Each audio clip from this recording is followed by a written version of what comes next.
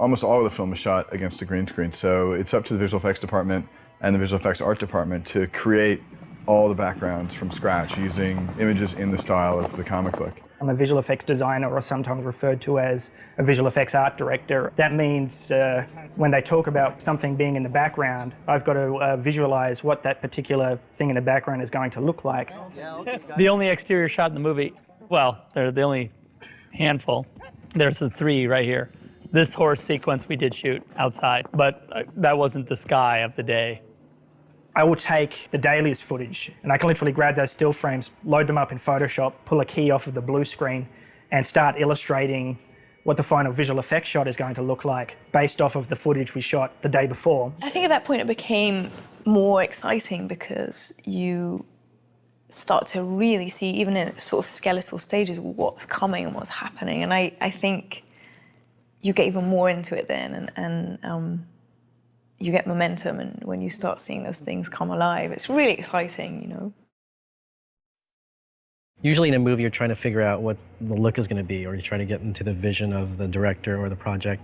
Frank Miller, you know, in his book, it was so clear what the look was, and Zach was going off of that. So it was kind of like that work was done for me. So in a way that was easy, but how do you interpret, you know, a book into 3 dimensions, or how do you make print come alive in film? The lighting in this movie is really basically, it's trying to do 2 things. It's trying to simulate the look of the comic book and give us a nice even base of lighting from which we can do the crush. One of the things that I think is really overlooked, but I think really evident in 300 is that when you blow out a highlight, if you did that in a real photograph, the sky would be white. And that's not what happens in 300. The highlights are blown out, but the sky still has detail.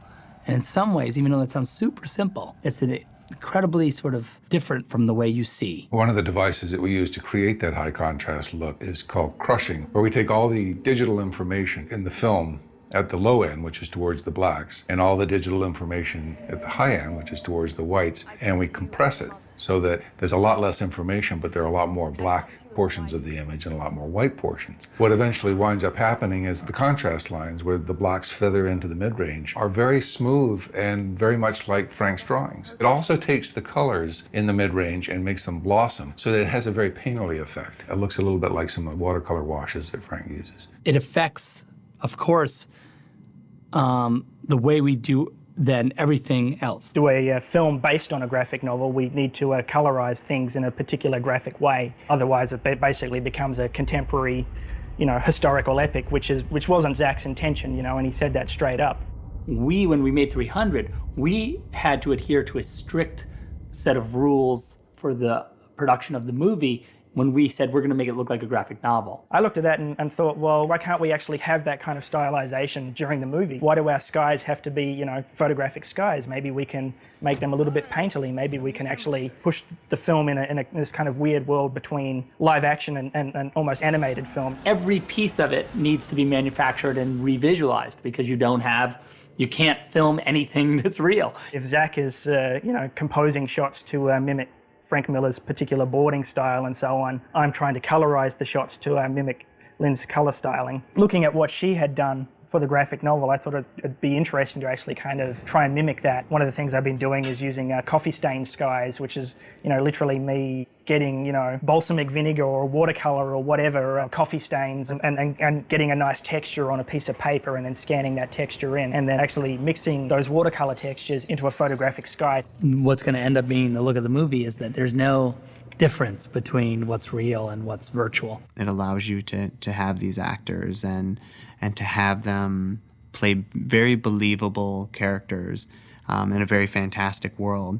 And it's just another tool to then take that performance and really insert it into the world of Zack Snyder and how he perceives, you know, this great thing Frank Miller created. It's almost like, hey, you know, from the beginning, I was like, look, I want Xerxes to be way taller, like crazy scale. That was part of the aesthetic, you know, of the storyteller, sort of linking in with the impossible image that you see. Because everyone's around the campfire and they're a little bit, and? Okay, he's king of the Persian army, so what? Yeah, but he's all in gold, and he's bald, and he's 9 feet tall. Now, okay, all right, good. What else? You know, it's like, now the story sounds a little more interesting. The shocking scene where Leonidas shoves the messengers into the well. It was a great way to reveal the Spartans were different than the other Greeks. They were the oldest of the ancient Greeks. They lived by much more barbaric rules. And so I wanted to show that they broke rules constantly, which they did. It was blasphemy to kill a messenger. And to kill 30 of them was beyond blasphemy. But those were the Spartans.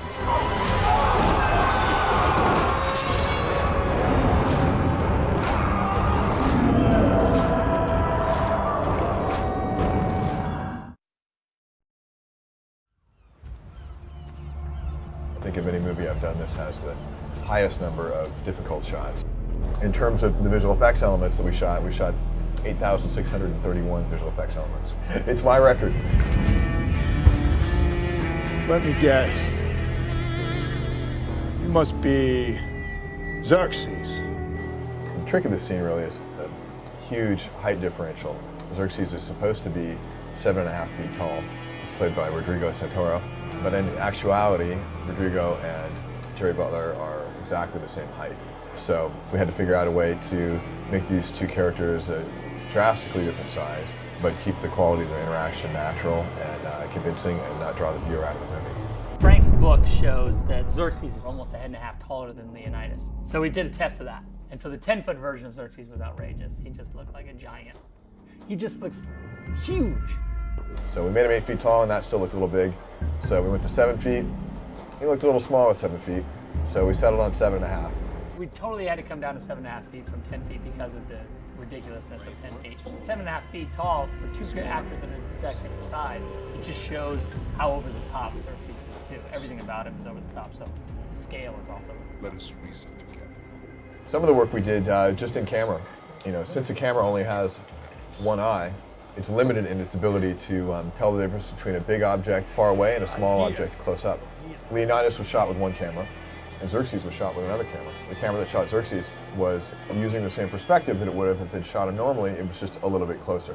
When they were acting, Rodrigo had this teeny little Jerry that he had to put his hands on, a little Jerry head that stuck on the thing. Jerry Butler, on the other hand, had to look over the top of Rodrigo's head because he was looking at something that was supposed to be taller than Rodrigo really was. We would put a laser sometimes on the green screen, way back. And so those were the two tricks we kind of used to scale them.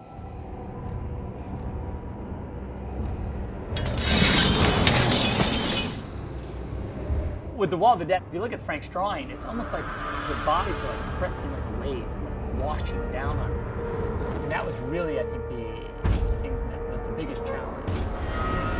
The challenge was to start the wall off as a big, vertical, intimidating element. We started off doing a little bit of previs just to kind of get an idea of what Zach wanted to see in the movie.